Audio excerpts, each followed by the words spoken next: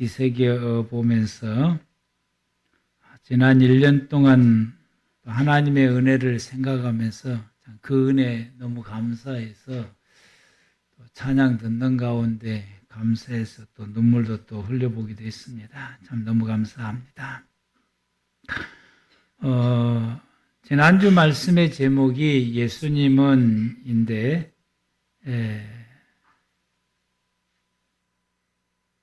제가 지난주 말씀을 준비하면서도 이것인 줄을 몰랐어요. 그 예수님의 내가 지난주 말씀을 이번 주 말씀을 준비하면서 보니까 지난주의 말씀을 예수님의 하나님의 되심을 이렇게 이야기했구나라고 하는 걸 깨닫게 되고요. 그러면 이번 주 말씀은 예수님의 사람 되심에 대한 말씀이다. 내가 이것을 의도적으로 그렇게 준비한 것이 아니고 기도하는 가운데에 금년 연말까지 하나님께서 매주마다 성경을 주시더라고요. 그래서 그걸 주마다 이렇게 적어놓고 또 그 말씀을 주실 때에 어떤 방향으로 해야 될 것인지 대충 아우트라니까도 하루에 이걸 전체를 다 아주 이르기는 좀 참 처음 있는 일인데 하루 만에 그것을 몇 시간 만에 그 금년 12월 달 설교 말씀할 방향까지 다 이렇게 주시고 또 어떤 방향으로 어떻게 해야 된다고 하는 그 요약까지도 이렇게 그날 다 하시게 되는데 그 요약을 하면서 지난주 말씀을 전하면서도 내가 지금 하나님에 대한 말씀을 하고 있구나라는 걸 몰랐고 이번 주 말씀을 준비를 하면서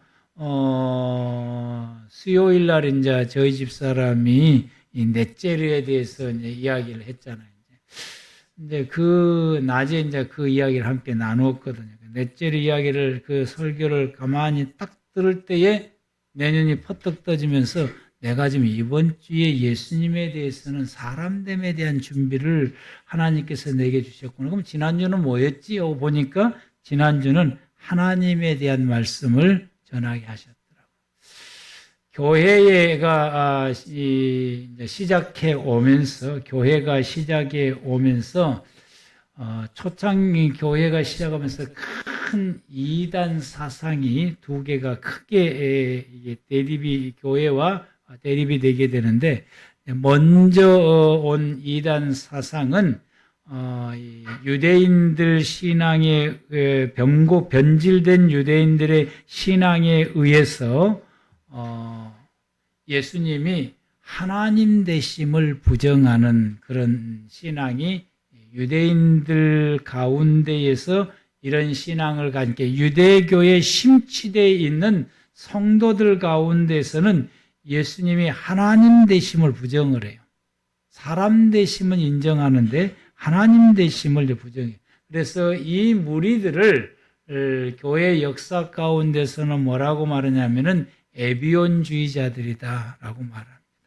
이게 기독교에 시작할 때에 첫 번째 생겨난 이단의 사상이었습니다.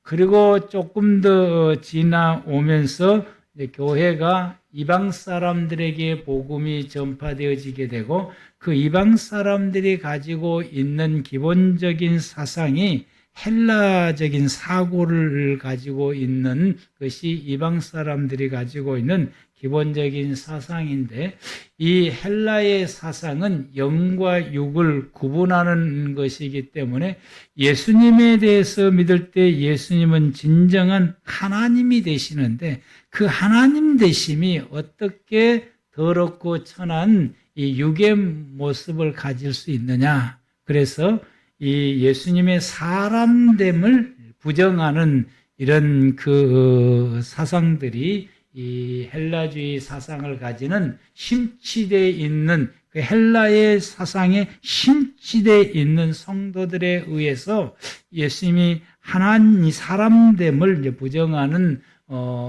이런 그 부류들이 생겨나게 되고 이 사람들을 기독교 역사에서 그들을 뭐라고 말하냐면은 영지주의자 혹은 그노시스라고 말하게 됩니다. 그래서 교회는 시작할 때에 이 두 가지 이단 사상이 강력하게 내려오다가 500년경에 주 500년경에 칼케톤 회의에서 예수님은 참 하나님도 되시고 참 사람도 된다라고 교리로 이제 확정되어졌고 여기에 더 이상 토를 더 달지 못하게 됩니다. 왜 예수님께서 하나님도 되시고 사람이 되어야 되느냐라는 것에 대해서는 그것을 교리적으로 이렇게 짜 맞춘 것이 아니라 성경에 그렇게 기록되어 있는 거예요. 성경 속에가 예수님은 하나님 되시는 부분에 대해서 성경에서 말씀하고 있고 또 성경 속에가 예수님은 사람 되심에 대해서도 말씀하고 있습니다.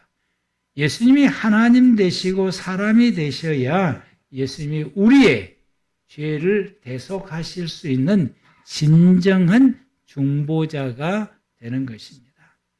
예수님이 하나님만 되시면은 우리의 중보자가 되는데 결격사유가 그게 중보자가 될 수 없는 것이고 또 예수님이 사람만 되시면은 우리의 중보자가 될 수 없고 우리의 모든 죄를 대속해 주실 수 있는 중보자, 대속자가 되기가 어렵더라고요.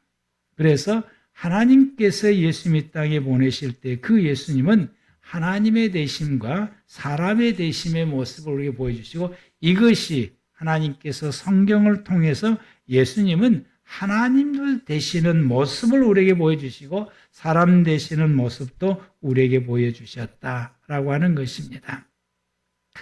오늘 우리가 이 본문의 말씀을 보면은 예수님의 사람 되심의 모습을 보여지게 되고 또 동시에 예수님이 사람 되시는 모습을 우리에게 보여주시게 되는 것은 예수님이 사람으로서의 살아가는 삶의 모범을 우리에게 보여주시게 되므로 하나님을 믿는 모든 성도들이 하나님 앞에서 또 자기 자신 앞에서 이 세상 속에서 사람으로서의 어떻게 살아야 될 것인가를 예수님께서 사람으로서 우리에게 샘플을 보여주신 거예요. 모범을 보여주시게 되고 그 말씀이 오늘 본문에서 우리에게 주시게 됩니다.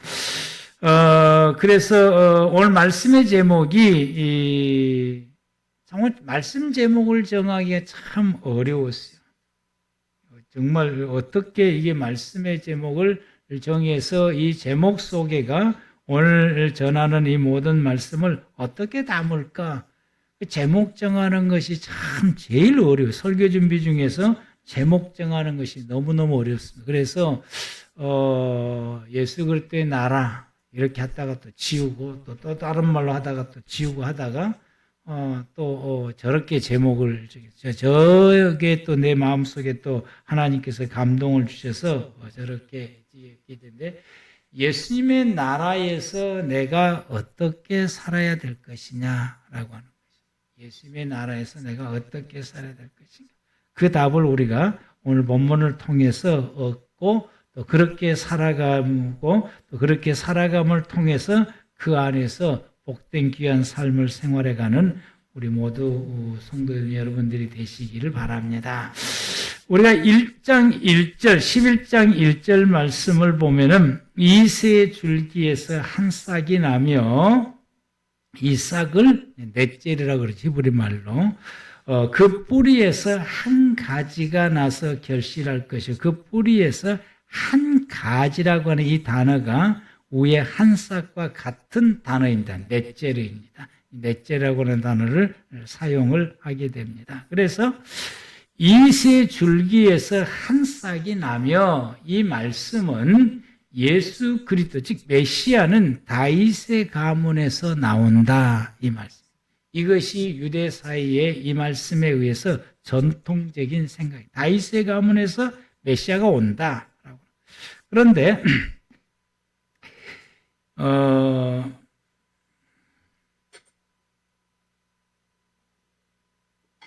이새 줄기에서 한 싹이 난다라고 말씀하시고 거기에 또 덧붙여서 거기 하나 덧붙여서 그 뿌리에서 한 가지가 나며라고 말.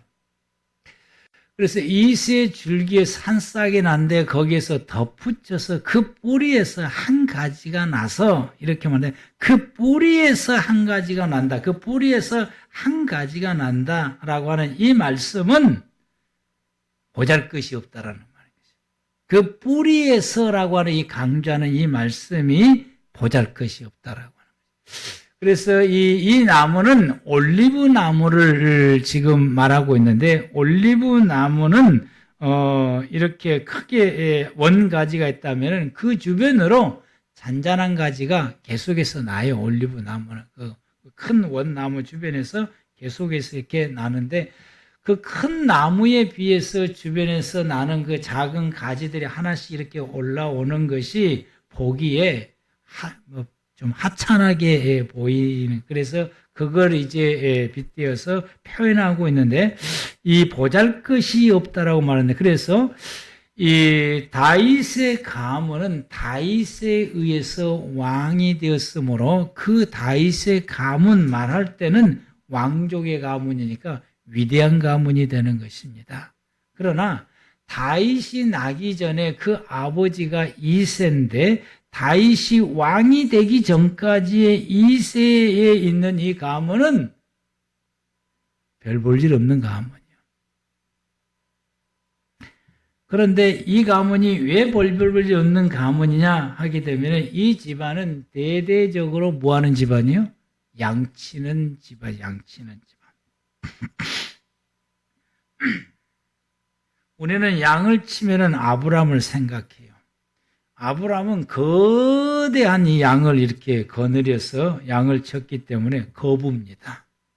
근데 보편적으로 이스라엘 땅에서 양치는 사람은 양을 막 수만 마리 이렇게 거느려서 이 종을 거느리고 양을 치는 것이 아니라 보편적으로 이스라엘 사람들 사회 속에서 양치는 사람들은 예를 들어 말하게 되면은 제가 살고 있는 예전에 제가 살고 있는 그 고향의 마을이 뭐 많아봐야 뭐 100호도 못 되는데 그렇게 마을에서 생활하게 되면은 내가 양치는 사람이다라고 하면은 그 마을에 양 기르는 사람들이 어떤 사람은 10마리, 어떤 사람은 100마리, 어떤 사람은 2마리 이렇게 있는 사람들이 그 양치기가 힘들어요. 몇 마리 가지고 있으면. 그러면은 동네에 양을 치는 사람이 있어요.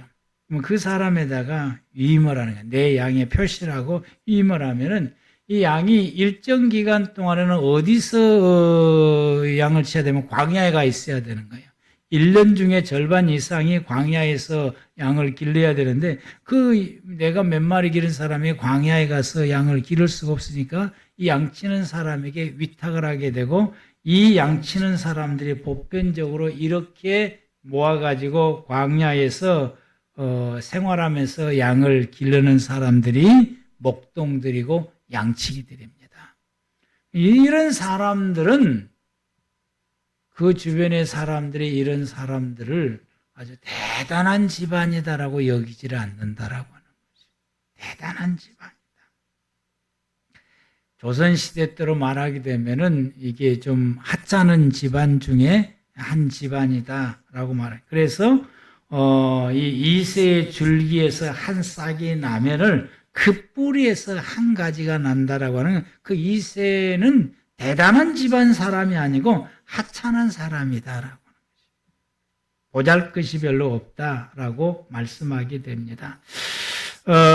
그래서 이 크게 환영받지 못하는 보잘것이 없는 비천한 가문이 이새의 가문이었다라고 하는데 이 비천한 가문에서 이스라엘의 위대한 이 다윗 왕이 나오는 것처럼 메시아도 이와 같이 비천한 모습으로 이 땅에 오신다라고 하는, 비천한 모습으로 이 땅에 오신다라고 하는 것이죠. 그래서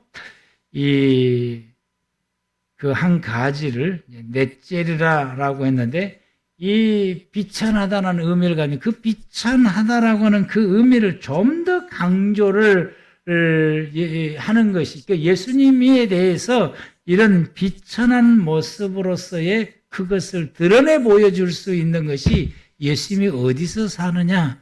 나사렛에서 살았다라고 하는 것입니다. 나사렛에서 살았는데 이 나사렛이라고 하는 이 지역은 이스라엘 지역 사람들이 생각할 때 그 지역은 비천한 비천하다라고 생각해요. 그래서 나사렛, 너 당신 고향이 어디요? 라고 물으면 저 나사렛입니다.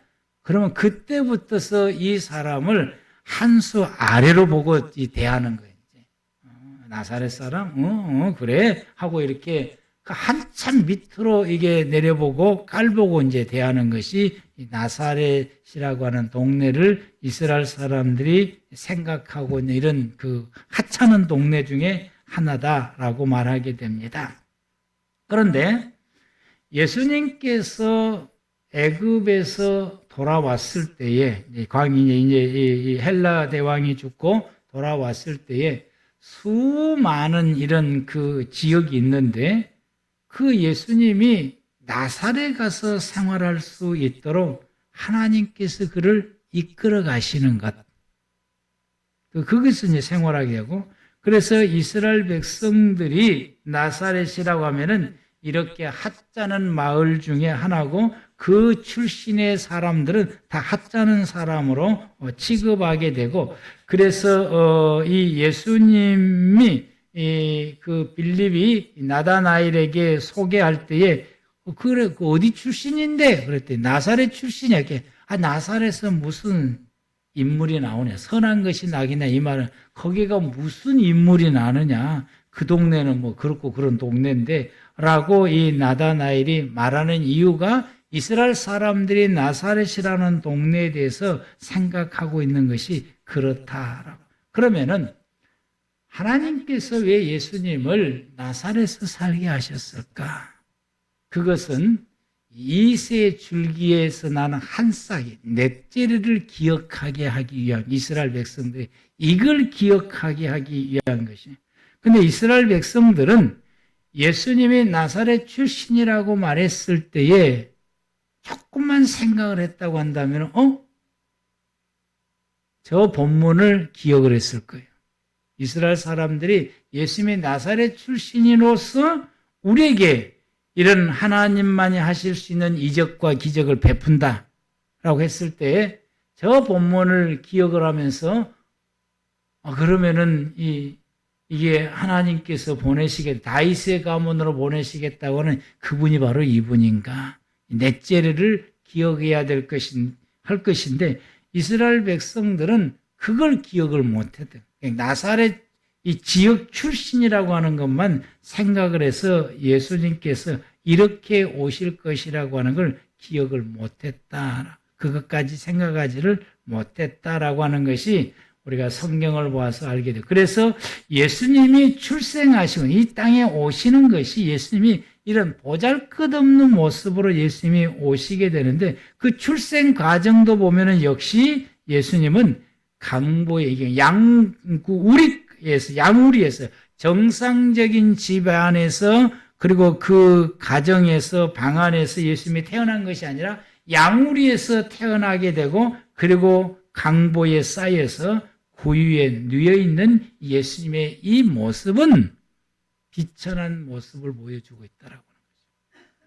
비천함을 보여주고 있는 이 모습이. 그래서 누가복음 2장 7절 말씀에 처다를 낳아 강보에 쌓여서 구유에 누웠으니 라고 하는 이 말씀이 기록되어 있습니다. 그리고 이사야서 53장 2절에서는 예수님에 대한 모습을 볼 때 고운 모양도 없고 풍채도 없고 그래서 우리가 보기에 흠모할 만한 아름다운 모습이 없다라고 예수님에 대해서 이렇게 예언해 주시게 된 것입니다.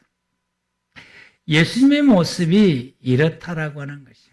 그래서 예수님이 등장을 했을 때에 많은 사람들이 예수님에 대해서도 이와 같이 이 보잘것없는 사람으로 여겨서 멸시하고 조롱했던 이유가 여기에 있었다라고 하는 것입니다. 그러나 이 보잘것없는 이 이세 가문이 보잘것없는 이세 가문이 이스라엘 민족의 위대한 다윗의 왕이 등장해서 이스라엘 민족을 위대하게 만들었던 것처럼, 그래서 이스라엘 모든 민족이 지금도 그들이 꿈꾸는 것은 다윗의 왕조와 같은 나라를 세우는 것이 꿈꾸는 것처럼, 이와 같이 보잘것없는 모습으로 이 땅에 오셨던 그 예수님은 누구시냐? 우리의 모든 허물과 죄악을 십자가에서 대속해서 죽으신 영원한 대속자이시요, 우리가 그분을 본받아서 따라갈 우리의 왕이시요, 우리가 참으로 본받을 만한 위대하신 하나님의 아들이다 라고 하는 것입니다. 아멘? 기분이 나쁘십니까? 아멘이 그냥 터져 나와야 되는데 아멘이.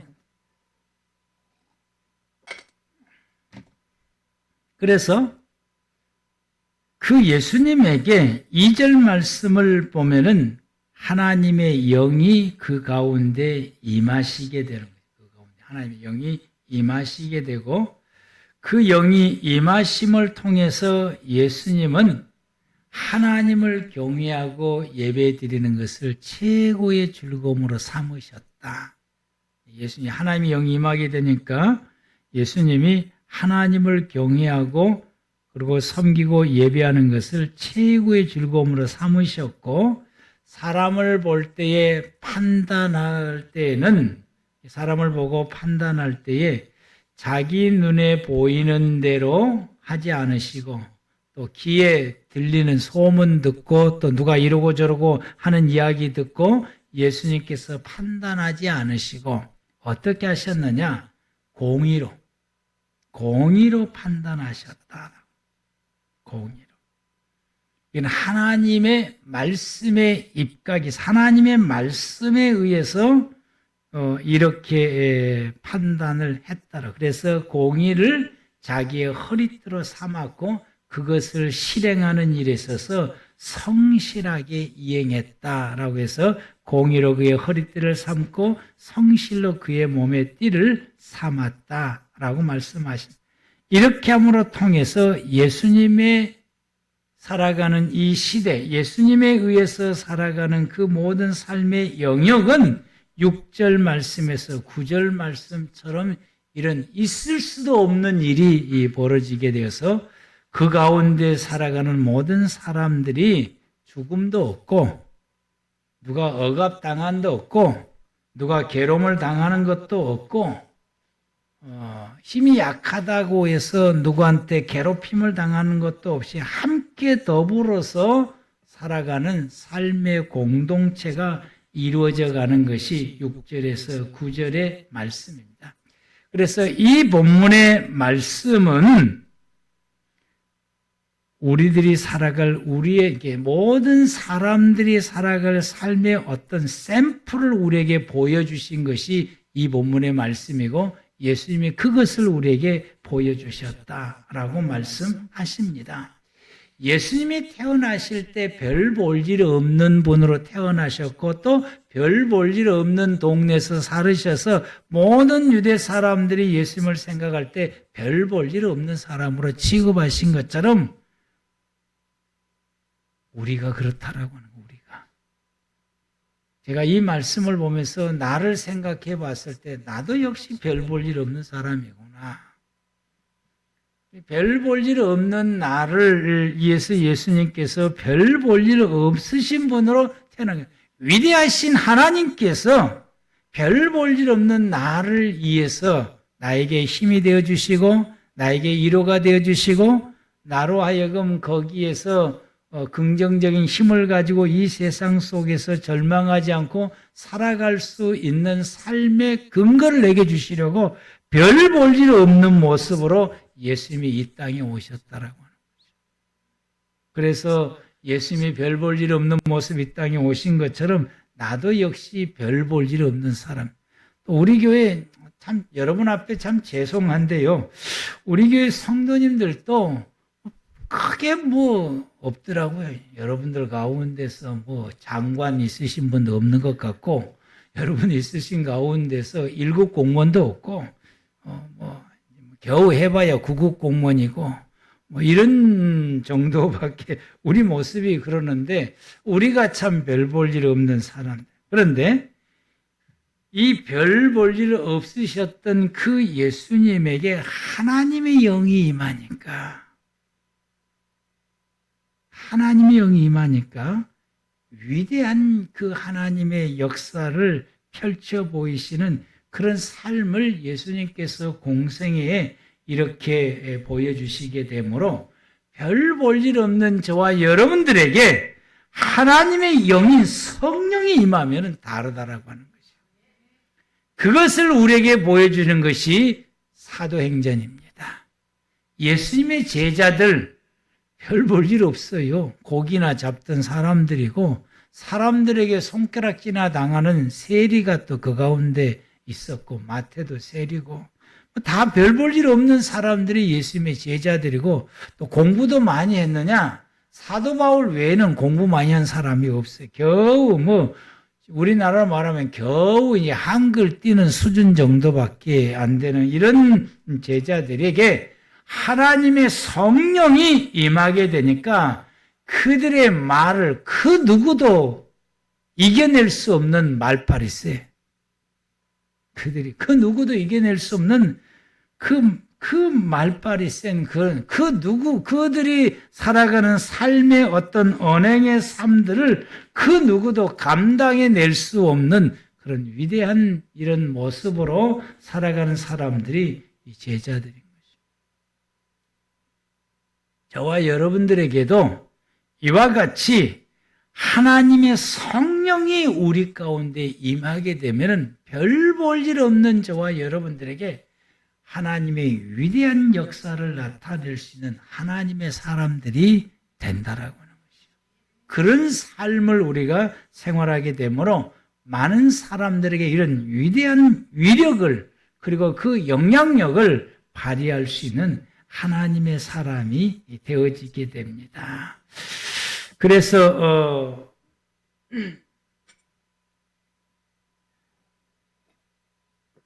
제가 이 말씀을 준비하면서 제가 받은 느낌, 감동, 이 모든 것을 내가 이 말주변이 없어가지고 이걸 어떻게 전달을 다 할까? 그래서 설교 준비를 이렇게 타이핑을 하다가 이 제대로 안 되더라고. 그래서 중도 포기를 했어요. 타이핑을. 중도 포기라고 하나님 앞에 기도하기를 나는 말주변도 좀 없고 우리 집 사람은 한번 이게 했다 그러면 2시간이 기본이에요, 이제. 2시간이 기본인데, 저는 20분이 기본입니다. 20분이. 잘 안 돼요. 그래서 하나님, 제가 내 입술을 아버지께 드리겠습니다. 이 시간에 하나님께서 제 입술을 들어서 내가 느꼈고, 내가 받았고, 내가 감동으로 깨달았던 이것을 우리 성도님들이 좀 내가 말하면은 우리 성도님들이 하고 이렇게 잘 알아들을 수 있도록 제가 제가 성경도 많이 틀리게 읽어요. 저도 또 이게 생각이 빠르고 입이 늦어. 그러다 보니까 생각이 앞서다 보니까 입이 느리니까 엄은 말을 이렇게 하게 되고 성경 읽을 때도 그냥 앞서 생각이 가다 보게 되니까 틀리게 읽게 되는 이런 경우도 있고 없는 말도 붙여서 내가 성경을 읽을 때도 있어요. 새벽 예배 나오신 분들은 알고 웃네. 이러는 경우가 이제 있으니까 우리 집 사람이 제발 좀 그 실수 좀 하지 말라고 내가 얼굴에 뜨거 좀 화끈거린다라고 이렇게 이야기를 할 때가 많이 있는데 제가 이제 그렇습니다. 근데 이 시간에 제 입술 하나님 앞에 이제 들리고 혹시 제가 다른 말 할지 우리 성도님들이 성령의 감동을 알아서 들을 것이다 라고 생각을 하게 됩니다. 아멘. 그래서 보잘것없는 저와 여러분들에게 하나님의 영인 2절 말씀 그 위에 여호와의 영 곧 지혜와 총명의 영이 모략과 재능의 영이요 지식과 여호와를 경외하는 영이 강림하시리니 이 하나님의 영이 우리에게 강림해서 우리가 성령 충만하면은 우리가 베드로처럼 될 수 있고 사도 바울처럼 될 수 있고 예수님처럼 된다라고 하는 것이죠. 더 나아가서 예수님처럼 하게. 그래서 예수님처럼 3절 말씀에 내가 하나님을 경외하는 것이 그렇게 기쁘고 즐거운 거예요. 여러분이 하나님을 경외하고 예배 드리는 것이 그렇게 기쁘고 즐겁고 또 예배 드리는 것이 좋고 기다려집니까? 그리고 우리가 모든 사물을 바라볼 때에 내 모든 환경을 바라볼 때 내가 살아가고 있는 내 모든 환경을 바라볼 때 좋든지 힘들든지 어렵든지 이 모든 걸 바라볼 때 그리고 내 가족과 내 주변의 모든 사람 내가 함께 더불어서 살아가는 이 모든 사람들을 바라볼 때에 내가 보이는 대로 내가 판단하지 아니하고 내가 들리는 대로 판단하지 아니하고 드러나는 환경에 드러나는 이 모습을 가지고 내가 판단해서 말하고 이러고 저러고 하지 아니하고 우리는 꼭 이 보이는 대로 우리가 판단을 하고 말을 하고 진단하고 그렇게 행동하려고 하고 그렇게 말하고 또 듣는 말에 의해서 우리가 두 사람이 이렇게 이야기를 들을 때도 꼭 실수를 하더라고요. 제가 여러분 어쩐가 보면 그 사람이 하는 말을 듣고 그 말에 의해서 내가 이렇게 판단하고 진단하고 이렇게 해요. 근데 보편적으로 사람들은 자기의 속마음 따로 마음 놔두고 말을 하는 경우가 있어요. 자기의 속마음. 그래서 그분이 말하는 것을 하게 되면은 오히려 그분에게 더 큰 상처를 주게 되고 아픔을 주게 되는 결론에 도달할 때가 많더라고요. 그분의 속마음을 모르니까 감추고 말을 하니까. 근데 예수님께서 말씀하시기를 귀에 들리는 대로 하지 않겠다라고 안 한다. 왜 이게 뒤에 들리는데 왜 안 하느냐라고 하는 게 하나님의 영이 임하면은 그게 마음이 보여지게 되니까 상황, 기분이 지금 처해 있는 상황이 눈에 보이게 돼서 그것을 드러낼 수가 없으니까 그걸 감춰서 말을 하고 있지만은 크게 보여지게 되고 크게 느껴지게 되니까 들리는 대로 말하지 않는다라고 하는 것이죠. 이게 여러분 우리가 들리는 대로 말을 하게 되면은 어떻게 되느냐 하면은 내가 화를 많이 내더라고. 마음에 상처를 주는 말을 많이 하게 되더라고요. 보이는 대로 우리가 행동하게 되게 되면은 상황에 대해서 왜곡하고 오해하게 되고 오히려 일이 꼬이는 것으로 가게 되고 관계가 흐트러져 버리게 되는 걸. 그래서 우리는 어떻게 해야 되느냐? 4절 말씀에 공의로 하나님의 말씀에 입각해서 이 상황에 하나님께서 어떻게 말씀하시는지 그래서 하나님이 이 상황에서 하나님이 나로 하여금 어떻게 말하게 할 것인지 하나님 앞에 이런 상황 가운데 이랬을 때 만약에 여러분이 이런 상황이 일었을 때는 이게 우리가 훈련이 되어졌는데 이렇게 상황이 되었을 때 우리는 그 상황 가운데 하나님과 나와의 대화가 1초 사이의 대화가 수백 번 왔다 갔다 해야 되는 거예요. 그 1초 이런 상황 가운데 섰을 때에 내가 보이는 대로 하지 않냐고 들리는 대로 하지 않냐면은 어떻게 되냐? 이 상황 가운데에 성령 충만해도 내 안에 계시는 성령님과 이 상황에 내가 어떻게 해야 될 것인지 그 답을 얻기 위해서는 1초 사이에 수백 번 대화가 왔다 갔다 해야 돼요. 그게 하나님의 영이 임하면 가능합니다. 하나님의 영이 임하면.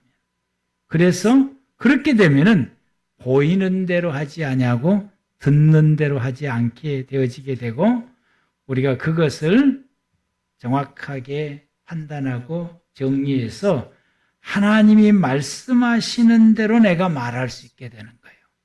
하나님 말씀하시는 대로 판단하게 되고 하나님 말씀하시는 대로 내가 처신을 할 수 있게 되는 것입니다. 그래서 우리는 이런 상황 가운데 있게 되면 항상 우리가 예수 믿는 사람들이 늘 우리가 하나님 앞에서 조심하고 정신을 차려야 되는 것은 자기 중심으로 우리 꼭 살라고 그래. 내 중심으로. 모든 것을 내 중심으로 생각하고 내 중심으로 판단하고 내게 유리한 쪽으로 자꾸 이끌어 가려고 하는 것이 사람들이 가지고 있는 보편적인 모습이에요. 이 보편적인 모습. 이 모습이 하나님이 우리에게 주신 모습이 아니라 이런 자기 중심으로 모든 것을 이끌어 가려고 하는 이 모든 것은 타락한 인간의 모습입니다. 그건 하나님이 주신 모습이 아닌 거죠. 하나님의 영이 임하게 되면은 내 중심으로 모든 것을 하려고 했던 것이 사라지게 되고 어떻게 되느냐? 하나님의 중심으로 바꿔지게 돼요. 모든 것을 하나님의 중심으로 바꿔져서 하나님께서 이 상황을 어떻게 보시고 어떻게 말씀하시고 어떻게 판단할 것인가에 대해서 관심을 갖게 돼요. 하나님의 이 상황에서는 어떻게 말씀하실까? 어떻게 보고 계실까? 이 상황을 어떻게 판단하시고 이 상황을 어떻게 하나님이 수습을 하실까? 그래서 하나님의 말씀을 따라서 행하려고 하는 이런 모습으로 나아가야 되고 그렇게 생활하는 것이 하나님을 믿는 성도들이고 이렇게 생활해 가는 것을 예수님께서 그분이 살아가는 3년의 생활로 통해서 우리에게 샘플로 보여주신 것이 예수님의 삶이. 그걸 샘플로 우리 사람은 이렇게 하나님의 중심으로 살아가는 것이다. 보이는 대로 판단하지 아니하고 듣는 대로 판단한 것이 아니라 하나님의 시각에서 하나님의 마음에서 하나님의 관점에서 보고 듣고 판단하고 그리고 하나님의 말씀으로 이 모든 것을 행하는 것이다 라고 하는 것을 예수님이 우리에게 보여주신 삶의 모습입니다. 우리 모든 믿음의 성도, 내가 예수 믿고 산다라고 하는 사람들은 이런 사람으로 탈바꿈 되어져야 돼요. 이런 사람으로 이렇게 살아가는 사람으로 바꾸어져야 돼요. 그래서 내가 말하는 것이 예수님처럼 이렇게 말해야 되고 내가 행동하는 것도 그러하고 내가 추구하는 가치관이나 판단하는 기준이나 내가 하는 그 모든 것이 예수님이 가지고 있었던 이 본래 이 모습, 하나님이 나를 지으셨을 때 본래 모습, 타락한 이후의 모습이 아니라 본래 모습으로 우리가 탈바꿈돼야 되고 회복이 돼야 돼요. 그것이 예수님의 모습으로 돌아가는 것입니다. 아멘. 예수님의 모습으로 돌아가는 것. 이것이 오늘 본문에서 우리에게 주시는 말씀.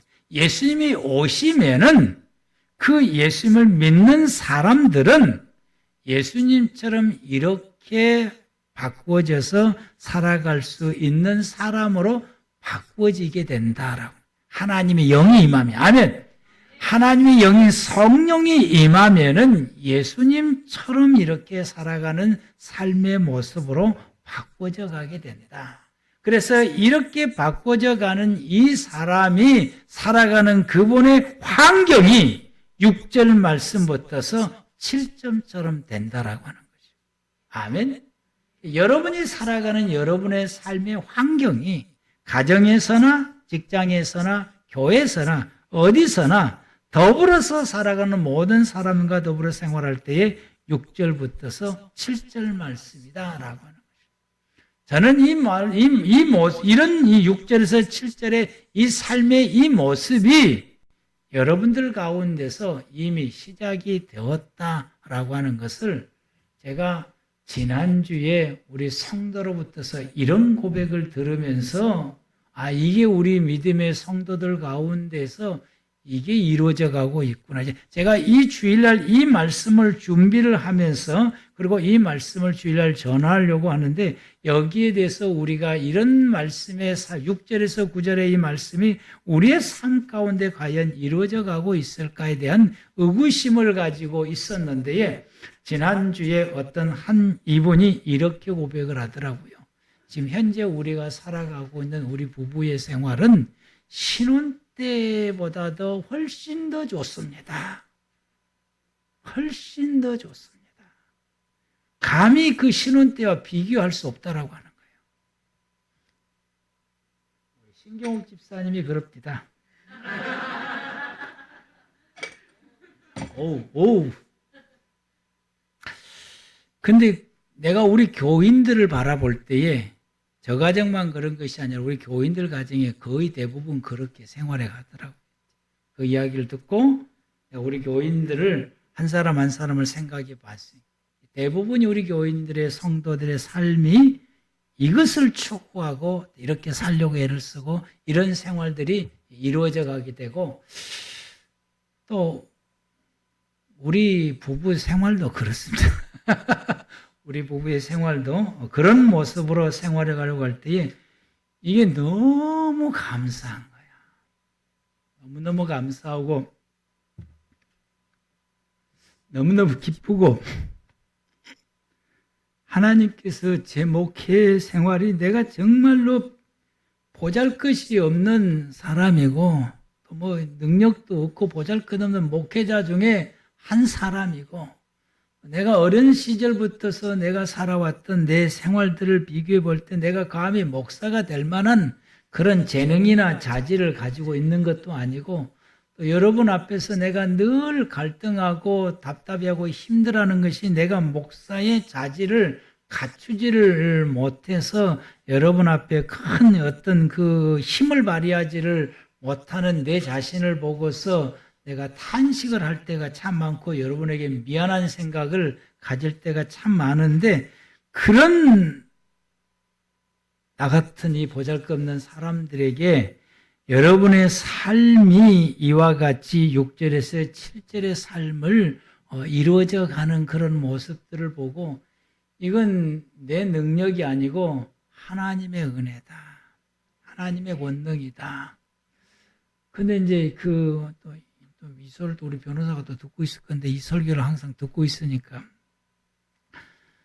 또 이번 주간에 우리 집사람을 또 이제 왔어요. 이제 3주 만에 돌아왔어요. 이 독일에서. 그런데 그 3주 동안 이제 부인하고 이제 같이 있는 시간이 몇 년 만에 이제 이루어진 것이라고 볼 수가 있어요. 몇 년 만에. 그 3주를 지내는 그 시간이 내 인생의 최고의 행복이었다라고 그 부인과 그러니까 그 아들놈이 진짜 그렇게 살지 왜 이혼해가지고 그러면서 나한테 그렇다고 해서 나한테 속으려면 안 된다고 아들이 질투까지 하더라는 거예요. 이제. 그 이야기도 들으면서 하나님께서 내가 살아가는 내 영역의 삶 가운데 6절에서 7절 말씀에 이루시게 하는 것 하나님의 놀라운 은혜다. 이것이 주님 나라 오는 그날까지 더 발전해야 됩니다. 아멘. 더 발전해야 되고 더 나아져야 되고 그리고 여러분들이 이제 더 연세가 더 들으셨고 8, 90사 되었고 우리 남성의 목사 목회할 때는 우리가 그렇게 살았는데 은퇴하고 난 뒤에는 우리가 그렇게 못 이런 소리 하면 안 돼요. 이제. 더 나아져야 돼요. 어떤 목회자가 오든지 여러분들이 나이가 더 들어갈 때 그때 시작했고 지금이 더 행복하고 더 좋은 것 같아 라고 이렇게 주님 날아가는 그날까지 이 6절에서 9절이 본문의 말씀이 여러분의 삶 가운데서 완벽하게 예수로 통해서 이루며 사시기를 바랍니다. 기도하겠습니다.